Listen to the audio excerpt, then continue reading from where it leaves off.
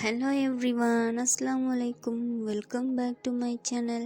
இன்னும் ஒரு சூப்பரான வீடியோ ஒன்றில் உங்கள் எல்லாரையும் சந்திக்கிறதுல ரொம்பவே சந்தோஷம். இந்த வீடியோவில் நம்ம பார்க்க போகிறது ஈவினிங் டீ டைமுக்கு ஏற்ற ஒரு ஸ்நாக்ஸ் ரெசிபி தான். எவ்வளவு நேரமானாலும் அதே மொறுமொறுப்புடன் நல்ல கிறிஸ்பியான ரோல்ஸ் எப்படி செய்யலாம்னு பார்க்கலாம் வாங்க. ஸோ வீடியோ ஸ்கிப் பண்ணாமல் ஃபுல்லாக பாருங்கள். இப்போ தான் என் சேனலை ஃபஸ்ட்டாக பார்க்குறீங்கன்னா மறக்காமல் சப்ஸ்கிரைப் பண்ணிவிட்டு பாருங்கள். இப்போ வாங்க வீடியோக்குள்ளே போகலாம்.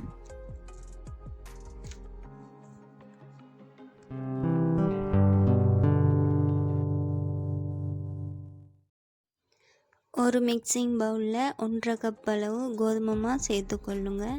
இது சரியாக 250 கிராம் கோதுமை மாவு சேர்த்திருக்கேன். கூடவே தேவையான அளவு உப்பு சேர்த்துக்கலாம். நான் 1/2 டீஸ்பூன் உப்பு சேர்த்திருக்கேன். எண்ணெயை நல்லா சூடாக்கிட்டு ஒரு 1/4 கப் அளவு சேர்த்துக்கொள்ளுங்க. நாம் ஆயிலை சூடாக்கிட்டு சேர்க்குறதுனால நாம் செய்ய போகிற ரோல்ஸ் நல்ல கிறிஸ்பியாகவே இருக்கும். எவ்வளவு நேரமானாலும் அதே மொறுமொறுப்புடன் இருக்கும். ஆயில் சேர்த்து நல்லா மிக்ஸ் பண்ணி விடுங்க. மிக்ஸ் பண்ணிவிட்டு ஒரு 1/2 கப் அளவு தண்ணி எடுத்து கொஞ்சம் கொஞ்சமாக சேர்த்து நல்லா பிசைஞ்சு எடுத்துக்கொள்ளலாம். நாம் தண்ணியை ஒரே நேரத்தில் சேர்த்திடாமல் கொஞ்சம் கொஞ்சமாக சேர்த்து தான் நாம் இந்த மாவை பிசைஞ்சு எடுக்கணும். நல்ல கைகளால் அழுத்தம் கொடுத்து இந்த டோவை ரெடி பண்ணி எடுத்துக்கொள்ளுங்க. அப்போ தான் நாம் செய்ய போகிற ரோல்ஸ் நல்ல பர்ஃபெக்டாக கிடைக்கும். இப்போ டோ ரெடி ஆகிட்டு இதை மூடி ஒரு பக்கமாக வச்சுருங்க. அடுத்ததாக ஸ்டஃபிங் செய்ய ஸ்டார்ட் பண்ணலாம். ஸ்டவ்வில் ஒரு பேன் வச்சு 3 டேபிள் ஸ்பூன் ஆயில் சேர்த்துக்கொள்ளுங்க. சேர்த்துட்டு 200 கிராம் அளவு பெரிய வெங்காயத்தை குட்டி குட்டியாக கட் பண்ணிவிட்டு அதை உள்ளே சேர்த்துக்கலாம். சேர்த்து நல்லா மிக்ஸ் பண்ணிவிட்டு வாசனைக்காக கொஞ்சமாக கருவேப்பிலை சேர்த்துக்கொள்ளுங்க. சேர்த்துட்டு 2 பச்சை மிளகாயை குட்டி குட்டியாக கட் பண்ணி அதையும் சேர்த்து நல்லா மிக்ஸ் பண்ணி விடுங்க.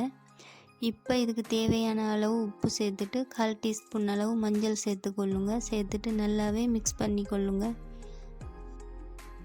இந்த மாதிரி வெங்காயம் வதங்கி வந்ததுக்கப்புறமா ஒரு 1.5 tablespoon ginger garlic paste சேர்த்து அதையும் நல்லா பச்சை வாசனை போகும் வரைக்கும் வதக்கி விட்டுக்கொள்ளுங்க. இப்போ ஒரு டீஸ்பூன் சில்லி ஃப்ளேக்ஸ் சேர்த்துக்கொள்ளலாம். சேர்த்துட்டு ஒரு டீஸ்பூன் அளவு மிளகுத்தூள் சேர்த்து நல்லாவே மிக்ஸ் பண்ணி விடுங்க. இப்போ சிக்கனை நான் ஃப்ரை பண்ணிவிட்டு மிக்சியில் போட்டு ஒரு பல் சுற்றிட்டு இந்த மாதிரி பிளெண்ட் பண்ணி எடுத்திருக்கேன். அதை உள்ளே சேர்த்துக்கலாம். சிக்கன் இல்லைன்னா பீஃப் மட்டன் எது வேணாலும் சேர்த்துக்கலாம் இந்த மாதிரி. இப்போ பாருங்கள், ஸ்டஃபிங் ரெடி ஆகிட்டு. இப்போ நாம் ரெடி பண்ணி வச்சுருந்த டோவை சின்ன சின்ன உருண்டைகளாக பிடிச்சு எடுத்துக்கொள்ளலாம்.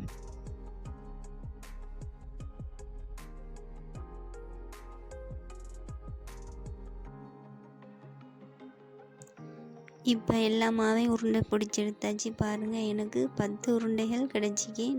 நான் 250 கிராம் மாவு எடுத்திருந்தேன். அதில் எனக்கு 10 உருண்டைகள் கிடச்சிருந்தது. இப்போ நாம் உருண்டை பிடிச்சிருந்த மாவை எடுத்து இந்த மாதிரி சர்க்கிள் ஷேப்பில் திரட்டி எடுத்துக்கொள்ளலாம். முடிஞ்ச அளவுக்கு நல்ல தின்னாவே திரட்டி எடுத்துக்கொள்ளுங்க. இப்போ ஸ்டஃபிங் சேர்த்துக்கொள்ளலாம். வீடியோவில் பார்க்குற மாதிரி இந்த மாதிரி சேர்த்துக்கொள்ளுங்க. ஸ்டஃபிங் சேர்த்ததுக்கப்புறமா இந்த மாதிரி மடித்து கொள்ளுங்க. மடிச்சுட்டு இதே மாதிரி சீல் பண்ணி கொள்ளுங்க. வீடியோவில் பார்த்தாலே விளங்கும். இந்த மாதிரி மடிச்சுட்டு இப்போ ஒரு பீட்சா கட்டர் இல்லைன்னா கத்தி வச்சு இந்த மாதிரி கட் பண்ணி கொள்ளுங்க. வீடியோவில் பார்த்தாலே விளங்கும். ஓரங்கள் கட் பண்ணாமல் இடையில் விட்டுடுங்க. கட் பண்ணிவிட்டு இந்த மாதிரி கட் பண்ணிவிட்டு ரோல் பண்ணி எடுத்துக்கொள்ளுங்க.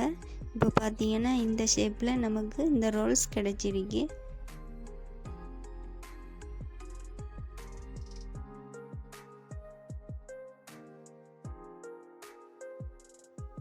அதே மாதிரி மிச்சமாக இருக்கிற எல்லா உருண்டைகளையும் இந்த மாதிரி செஞ்சு எடுத்துக்கொள்ளுங்க.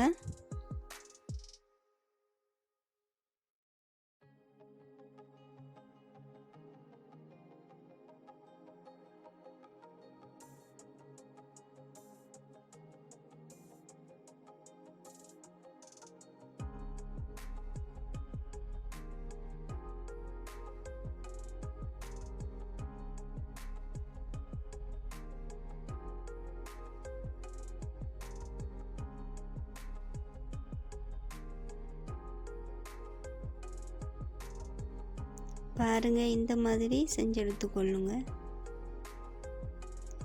இப்போ இந்த ரோல்ஸை பொரிச்சு எடுத்துக்கொள்ளலாம். ஒரு பாத்திரம் வச்சு ஸ்டவ்வில் எண்ணெயை ஊற்றி கொள்ளுங்க. எண்ணெய் நல்லாவே சூடானதுக்கு அப்புறமா நாம் செஞ்சு வச்சிருக்கிற ரோல்ஸை சேர்த்து பொரிச்சு எடுத்துக்கொள்ளலாம். ஸ்டவ் லோ ஃப்ளேமில் வச்சு இந்த ரோல்ஸை பொரிச்சு எடுத்துக்கொள்ளுங்க. ஹை ஃப்ளேமில் வச்சிடாதீங்க. ஹை ஃப்ளேமில் வச்சோம்னா ரோல்ஸ் எல்லாமே கறியிடும்.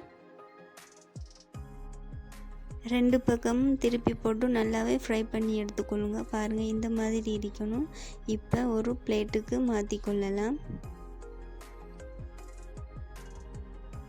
இதே மாதிரி மிச்சமாக இருக்கிற ரோல்ஸ் எல்லாமே பொரிச்சு எடுத்துக்கொள்ளலாம்.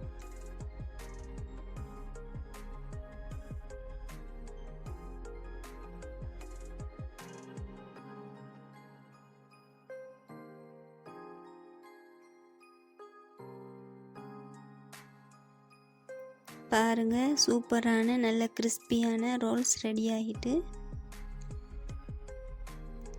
உங்களுக்கு வீடியோவில் பார்த்தாலே விளங்கும் எவ்வளோ கிறிஸ்பியாக இருக்குன்னு. இந்த மாதிரி நான் சொன்ன அளவுகள் எல்லாமே சேர்த்து செஞ்சு எடுத்துக்கொள்ளுங்க. வரப்போகிற நோன்பு காலங்களில் நம்ம இஃப்தாருக்கு இந்த மாதிரி செஞ்சு கொள்ளலாம். ரொம்பவே ஈஸியான ரெசிபி இது. எவ்வளவு நேரமானாலும் அதே மொறுமொறுப்புடன் இந்த ரோல்ஸ் இருக்கும். ரொம்பவே டேஸ்ட்டாகவும் இருக்கும். இந்த மாதிரி ஒரு தடவை செஞ்சு பாருங்கள். ஈவினிங் டீயோட இந்த மாதிரி ஸ்நாக்ஸ் செஞ்சு கொடுத்து பாருங்கள். ரொம்பவே என்ஜாய் பண்ணி சாப்பிடுவாங்க. ஸோ அவ்வளவு தான். இன்னும் ஒரு சூப்பரான வீடியோ ஒன்றில் உங்கள் எல்லாரையும் சந்திக்கிறேன். தேங்க்ஸ் ஃபார் வாட்சிங்.